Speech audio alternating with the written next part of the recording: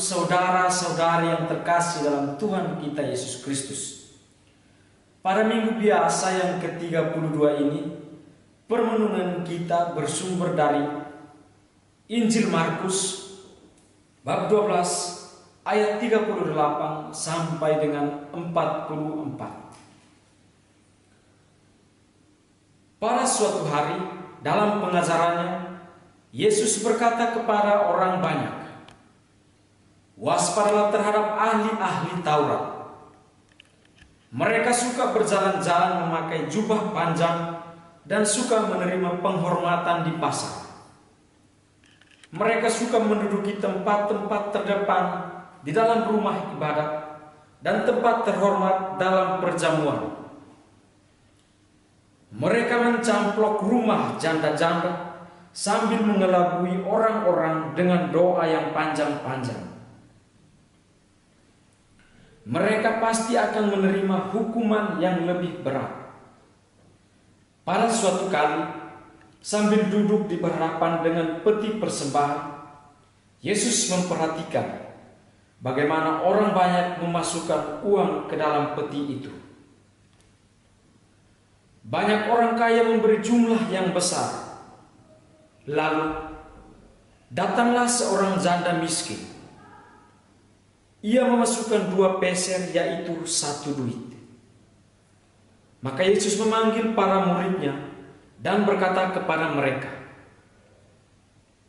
"Aku berkata kepadamu, sesungguhnya janda miskin itu memberi lebih banyak daripada semua orang yang memasukkan uang ke dalam peti persembahan itu. Sebab mereka semua memberi dari kelimpahannya, tetapi janda itu memberi dari kekurangannya semua yang ada padanya, yaitu seluruh nafkahnya." Demikianlah sabda Tuhan.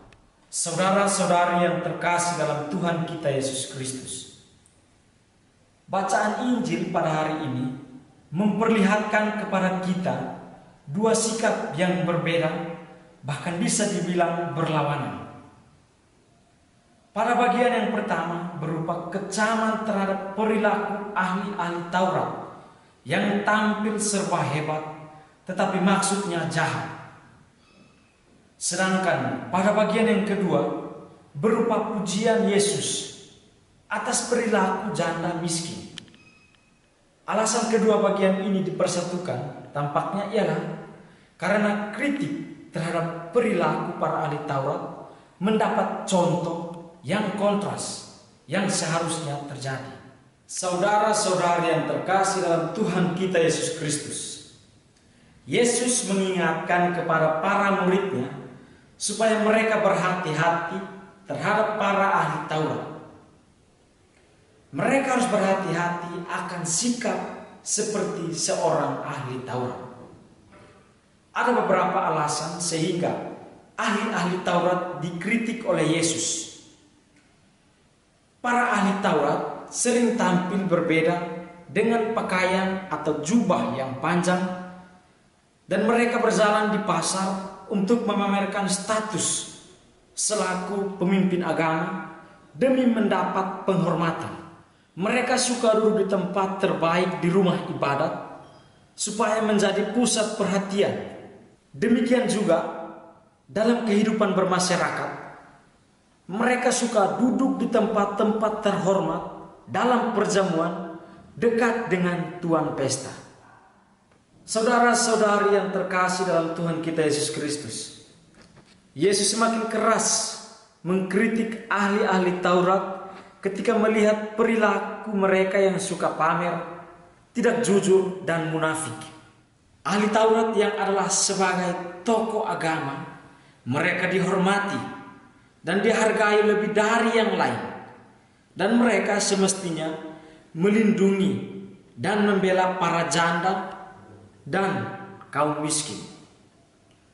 Tetapi justru merekalah yang mengeksploitasi kaum miskin dan para janda sebagai sumber keuntungan pribadi mereka. Mereka menutupi tindakan jahat mereka dengan doa yang bertele-tele, yang sering menjadi bagian dari promosi diri. Berbeda dengan sikap ahli-ahli Taurat yang senantiasa menampakkan kesalehan palsu, sikap seorang janda miskin yang tidak memiliki kebanggaan apapun memberikan derma, menunjukkan kesalehan yang sejati. Perilaku janda miskin inilah yang dijadikan contoh oleh Yesus untuk menegaskan sikap yang pantas dihormati lebih dari apapun. Janda miskin dipuji sebagai yang memberi jauh lebih banyak daripada orang kaya.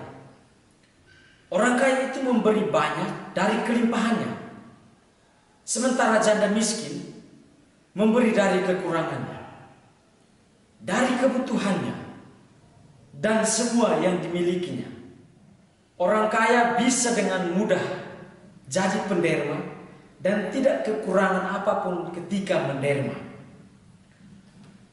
Janda miskin itu memberi walaupun berkekurangan dan membutuhkannya. Ia menyadari dan mengakui bahwa apa yang dimilikannya bukanlah miliknya sendiri, tetapi milik Allah.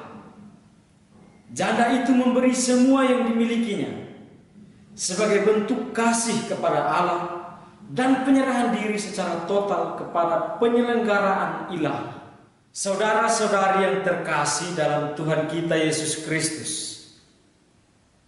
pemberian bernilai karena mengandung pengorbanan. Janda miskin itu percaya hidupnya dalam tangan Tuhan. Ia tidak menahan apapun untuk dirinya, juga kekurangannya.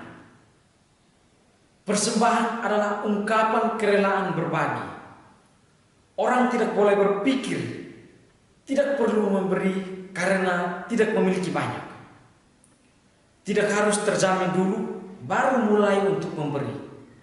Justru dalam kekurangan kita merasa dipelihara oleh Tuhan. Amin. Tuhan memberkati. Pace e bene.